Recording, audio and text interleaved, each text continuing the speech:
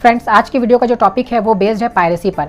Piracy जो है ये फिल्म इंडस्ट्री के लिए एक दुश्मन की तरह है जो फिल्म इंडस्ट्री को बहुत नुकसान पहुंचाता है। अब कैसे नुकसान पहुंचाता है और पायरेसी क्या है और कैसे आप पायरेसी से बच सकते हैं, ये आज की वीडियो में मैं आप लोगों को बताने वाला हूं।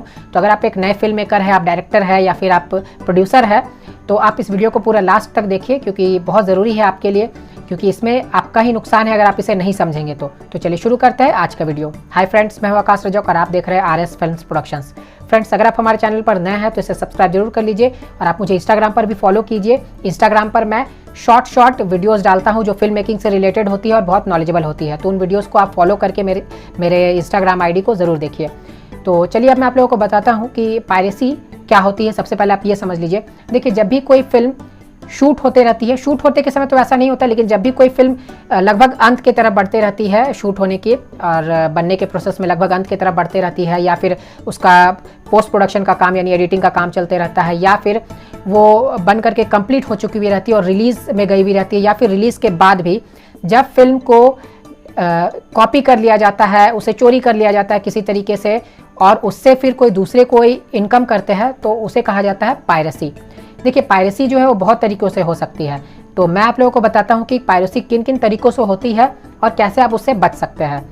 देखिए, सबसे पहला क्या होता है कि जैसे जब आप फिल्म की शूटिंग करते रहते हैं तो फिल्म की शूटिंग के समय ही कुछ लोग क्या कर सकते हैं कि फिल्म का कोई वीडियो जो है वो लीक कर दिया, किसी ने कोई पार्ट है जो आपने शूट किया बहुत अच्छे से उसे लीक कर दिया, तो ये हो सकता है। हालांकि ये पूरी तरह से पायरेसी में नहीं आएगा, लेकिन इससे भी इनकम जनरेट हो सकती है, क्योंकि मान लीजिए कि वो शूट करके उसका मेकिंग जो है वो डाल दिया यूट्यूब पर और उससे वो अर्निंग कर सकता है, जो भी इंसान ऐसा कर रहा है तो ये हो सकता है। तो इसके लिए आपको क्या करना है कि आप जो भी क्रू मेंबर्स को हायर करते हैं या फिर एक्टर्स एक्ट्रेसेस रहते हैं, तो जब भी वो सेट पर जाते हैं तो उनके स्मार्टफोन्स को आप वहाँ पर सबमिट करा सकते हैं और अलाउड नहीं कर सकते आप सेट पर स्मार्टफोन को। तो अगर आप स्मार्टफोन अलाउड नहीं करेंगे, कीपैड वाला मोबाइल वो लोग रख सकते हैं, लेकिन हाँ, स्मार्टफोन अगर आप अलाउड नहीं करते हैं तो आप इस चीज़ से बच जाएंगे, तो आप ऐसा कर सकते हैं। अब इसके अलावा पायरेसी कैसे हो सकती है? जब फिल्म की एडिटिंग होती है तो एडिटिंग के दौरान फिल्म जो है यानी आपका जो वीडियो है फिल्म का, वो अलग अलग जगह पर जाता है। आप कलरिस्ट के पास भेजते हैं, आप एडिटर के पास भेजते हैं, आप उसे DI का काम के लिए भेजते हैं, तो वहाँ पर क्या होता है, वो वहाँ से लीक हो सकती है। ज़रूरी नहीं कि वहाँ से लीक होगी, लेकिन हो सकती है।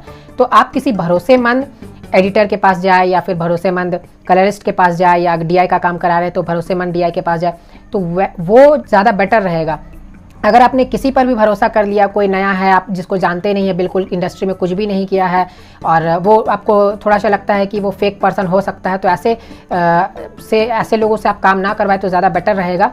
हाँ, देखिए, नए लोग में भी बहुत सारे प्रोफेशनल लोग रहते हैं जो अच्छे से काम करते हैं, तो आप उनसे करा सकते हैं, लेकिन आपको उनमें एक भरोसा होना चाहिए। बस आप ये देखिए, अगर आपको लगता है कि हाँ उनसे कराना चाहिए तो आप करा सकते हैं। इसका यही एक उपाय है कि आपको भरोसे पर ही काम करना होगा और वहाँ से भी लीक हो सकती है, लेकिन इसकी संभावना बहुत कम रहती है। अब इसके अलावा जो पायरेसी है वो कैसे हो सकती है? जैसे जब फिल्म रिलीज़ होने वाली रहती है तो फिल्म बनकर कंप्लीट हो जाती है, तो उसके बाद फिल्म को कोई चोरी करके उसे रिलीज़ कर सकता है इंटरनेट पर। तो ऐसा कैसे हो सकता है मैं आपको बता रहा हूँ। मान लीजिए कि फिल्म बनकर कंप्लीट हो गई है और किसी क्रू मेंबर ने ही वो जो फुटेज है पूरा, यानी जो पूरा फिल्म है वो इंटरनेट पर अपलोड कर दिया, तो उससे फिल्म रिलीज से पहले ही सारे लोग फिल्म को देख लेंगे, तो फिर बाद में आपको बहुत बड़ा नुकसान होने वाला है। ऐसे बहुत सारे फिल्मों के साथ हुआ है, और तो ये जो फिल्मों के साथ ऐसा हुआ है उन्हें बहुत बड़ा नुकसान हो जाता है। तो इसीलिए अगर आप इससे बचना चाहते हैं तो आपको क्या करना होगा, आपको UFO का साधन लेना होगा, यानी UFO से आपको फिल्म को रिलीज़ करवानी होगी।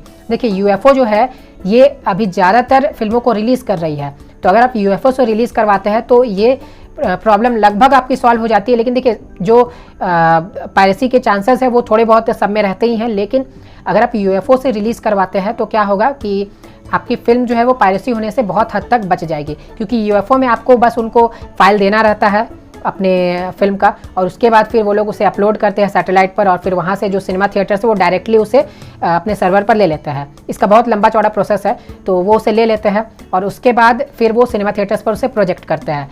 लेकिन पहले क्या होता था कि जो फिल्में हैं जो थिएटर्स में भेजे जाते थे वो हार्ड डिस्क के ज़रिए भेजे जाते थे। उनका एक फ़ाइल बना दिया जाता था और वो एक अलग तरह का पैकेज रहता था, तो उसमें भेजा जाता था जो फिल्में हैं उन्हें थिएटर्स तक। तो वहाँ पर जब फिल्में जाती थी तो रास्ते में ट्रांसपोर्टेशन के दौरान ही बहुत सारी फिल्में जो है वो चोरी हो जाती थी। तो ऐसे में फिल्म को बहुत बड़ा नुकसान हो जाता था।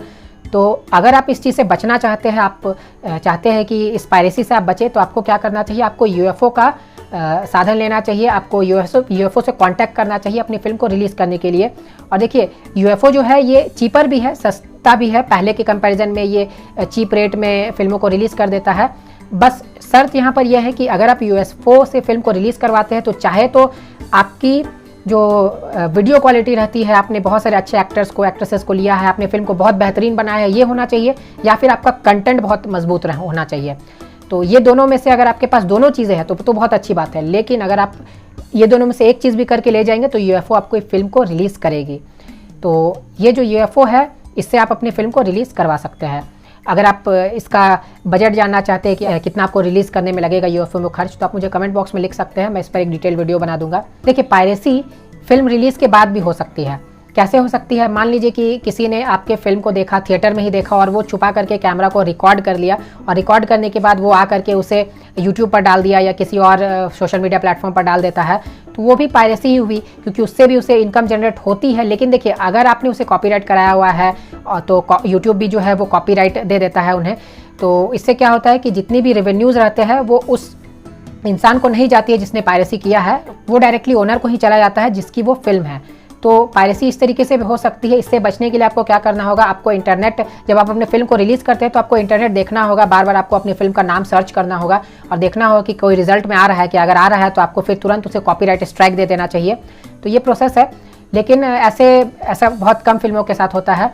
तो आपने आज पायरेसी को अच्छे से समझा और पायरेसी क्या होती है और किन किन तरीक़ों से पायरेसी हो सकती है और कैसे आप इससे बच सकते हैं ये भी आपने सीखा।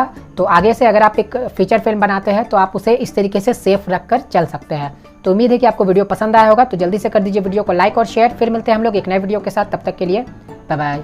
अगर आप प्रोफेशनल तरीके से स्क्रीन प्ले राइटिंग सीखना चाहते हैं तो आप फिल्म राइटर डायरेक्टर आकाश रजक द्वारा लिखी गई इस पुस्तक को जरूर पढ़ें। इस पुस्तक का नाम है कॉन्सेप्ट से स्क्रीन प्ले तक का सफर। इस पुस्तक में आपको concept, one liner story, screen play कैसे लिखी जाती है ये बताया गया है और सबके सैंपल्स भी दिए गए हैं।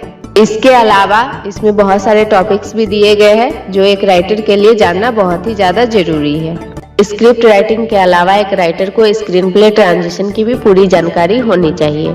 स्क्रीन प्ले ट्रांजिशन पर भी एक बुक है जिसका नाम है A to Z screen play transition. इस बुक में सभी तरह के स्क्रीन प्ले ट्रांजिशन को विस्तार से बताया गया है, जैसे fade in, fade out, dissolve to, intercut, jump cut आदि। स्क्रिप्ट राइटिंग और स्क्रीन प्ले ट्रांजिशन दोनों ही बुक खरीदने के लिए लिंक आपको इस वीडियो के डिस्क्रिप्शन बॉक्स में मिल जाएंगे। आप इन दोनों बुक्स को जरूर खरीद कर पढ़ें। दोनों ही बुक के प्राइसेस बहुत अफोर्डेबल हैं। आप इस बुक को खरीदने के बाद अपने मोबाइल, लैपटॉप या कंप्यूटर में आसानी से पढ़ सकते हैं। धन्यवाद।